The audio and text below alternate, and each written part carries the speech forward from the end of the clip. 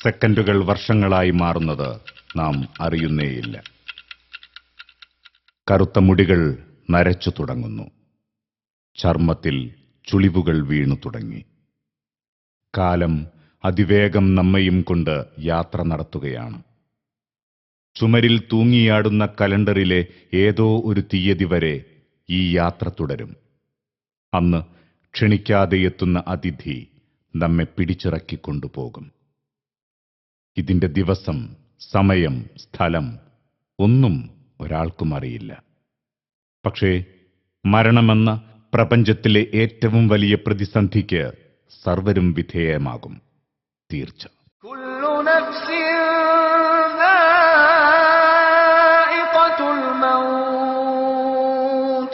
وإنما توفون أجوركم يوم القيامة فمن زحزح عن النار وأدخل الجنة فقد فاز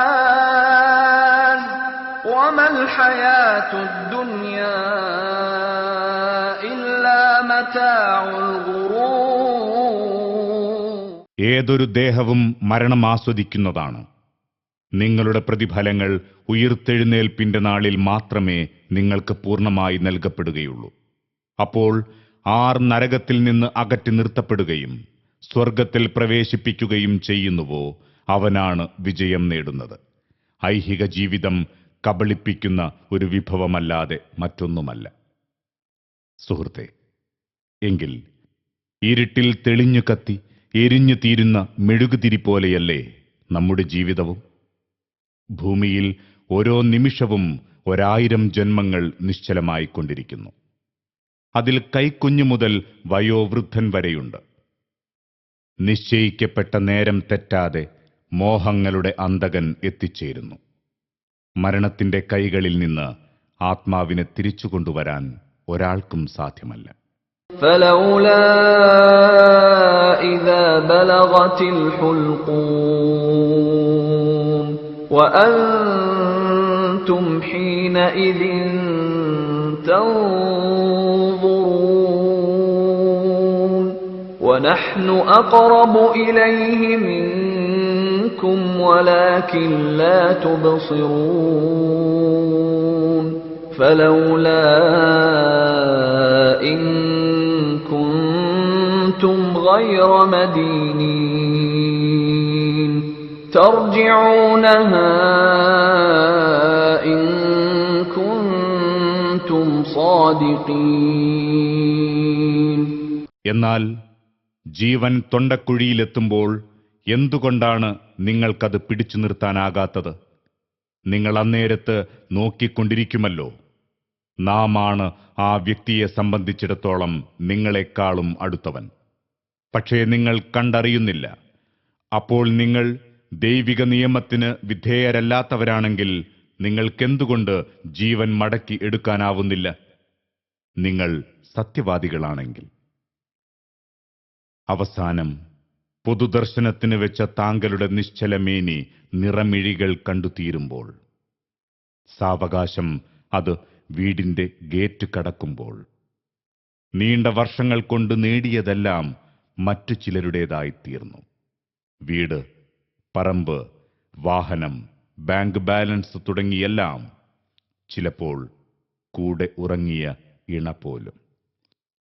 പാതയോരങ്ങളിലൂടെ പതിയെ താങ്കളുടെ നിശ്ചല ശരീരം ചുമലിൽ വഹിച്ചു നീങ്ങുന്ന മക്കൾക്കും ബന്ധുക്കൾക്കുമായി പലതും താങ്കൾ ബാക്കിവെച്ചു. തലമുറകൾക്ക് ഉല്ലസിച്ച് ജീവിക്കാനുള്ളത് നാം സമ്പാദിച്ചുണ്ടാക്കിയിട്ടുണ്ട്. എന്നാൽ 3 കഷ്ണം പരുത്തിത്തുണിയല്ലാതെ ഈ യാത്രയിൽ കൂടെ കൊണ്ടുപോകാൻ എന്തുണ്ട് സഹോദര? يا أيها الذين آمنوا اتقوا الله ولتنظر نفس ما قدمت لغد واتقوا الله إن الله خبير بما تعملون. സത്യവിശ്വാസികളെ, നിങ്ങൾ അല്ലാഹുവെ സൂക്ഷിക്കുക. ഓരോ വ്യക്തിയും താൻ നാളേക്ക് വേണ്ടി എന്തൊരു മുന്നൊരുക്കമാണ് ചെയ്തു വെച്ചിട്ടുള്ളതെന്ന് നോക്കിക്കൊള്ളട്ടെ. നിങ്ങൾ അല്ലാഹുവെ സൂക്ഷിക്കുക. തീർച്ചയായും അല്ലാഹു നിങ്ങൾ പ്രവർത്തിക്കുന്നതിനെപ്പറ്റി സൂക്ഷ്മജ്ഞാനമുള്ളവനാകുന്നു. മരണത്തോടെ അനശ്വര ജീവിതത്തിന്റെ തുടക്കമാവുകയാണ്. കുറ്റിച്ചെടികൾക്കിടയിൽ, കല്ലറയിൽ, 3 കഷ്ണം തുണിയിൽ, ചെറിയ ഒരു ചാലിൽ ചെരിഞ്ഞു കിടക്കുന്നു. കൂട്ടിന് ഇരുട്ടു മാത്രം. ജീവിതഘട്ടങ്ങളിലെ കർമ്മങ്ങൾക്കനുസരിച്ച സൗകര്യങ്ങൾ ഇവിടെ ലഭ്യമാണ്. ഇനി ഇസ്രാഫീൽ വിളിച്ചുണർത്തുന്നതുവരെ ഇവിടെ കഴിയുക തന്നെ. ഒന്നുകിൽ അവർണ്ണനീയ ആനന്ദങ്ങളുടെ സ്വർഗലോകം കണ്ട്, അല്ലെങ്കിൽ കൊടും ശിക്ഷകളുടെ നരകത്തീ കണ്ട്. ഇതൊന്നും ഓർക്കാൻ ഒരാൾക്കും അവസരം ലഭിക്കുന്നില്ല. കുതിച്ചോടുകയാണ് മനുഷ്യൻ. കുടിലും കൊട്ടാരവും നാടും നഗരവും ചെറിയവരും വലിയവരുമെല്ലാം തിരക്കിലാണ്. നൈമിഷികതകളിൽ സ്വയം ലയിച്ച് മനുഷ്യൻ ആമോദിക്കുന്നു. മരണം വാതിൽ തുറക്കുന്ന ജീവിതഘട്ടം മുന്നിൽ കണ്ട് ഇവിടെ അസ്വസ്ഥരാകുന്നതാരാണ്? പഠിച്ചും ചിന്തിച്ചും എത്ര പേർ തീരുമാനമെടുക്കുന്നു? ഭൗതിക വിഷയങ്ങളുടെ പഠനം, സ്വന്തം ജീവിതമാർഗം തുടങ്ങിയ കാര്യങ്ങൾക്ക് ഉപയോഗിക്കപ്പെടുന്ന തെളിഞ്ഞ ബുദ്ധി സ്വർഗത്തിന്റെ അജണ്ടയ്ക്ക് കൂടി വിനിയോഗിക്കാൻ നാം തയ്യാറാകണം. وَلَقَدْ ذَرَأْنَا لِجَهَنَّمَ كَثِيرًا مِنَ الْجِنِّ وَالْإِنسِ لَهُمْ قُلُوبٌ لَّا يَفْقَهُونَ بِهَا وَلَهُمْ أَعْيُنٌ لَّا يُبْصِرُونَ بِهَا وَلَهُمْ آذَانٌ لَّا يَسْمَعُونَ بِهَا أُولَئِكَ كَالْأَنْعَامِ بَلْ هُمْ أَضَلُّ أُولَئِكَ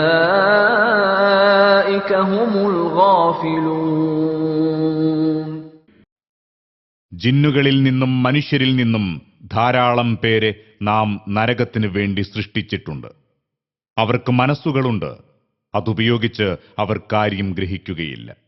അവർക്ക് കണ്ണുകളുണ്ട്, അതുപയോഗിച്ച് അവർ കണ്ടറിയുകയില്ല. അവർക്ക് കാതുകളുണ്ട്, അതുപയോഗിച്ച് അവർ കേട്ട് മനസ്സിലാക്കുകയില്ല. അവർ കാലികളെപ്പോലെയാകുന്നു. അല്ല, അവരാണ് കൂടുതൽ പിഴച്ചവർ. അവർ തന്നെയാണ് ശ്രദ്ധയില്ലാത്തവർ.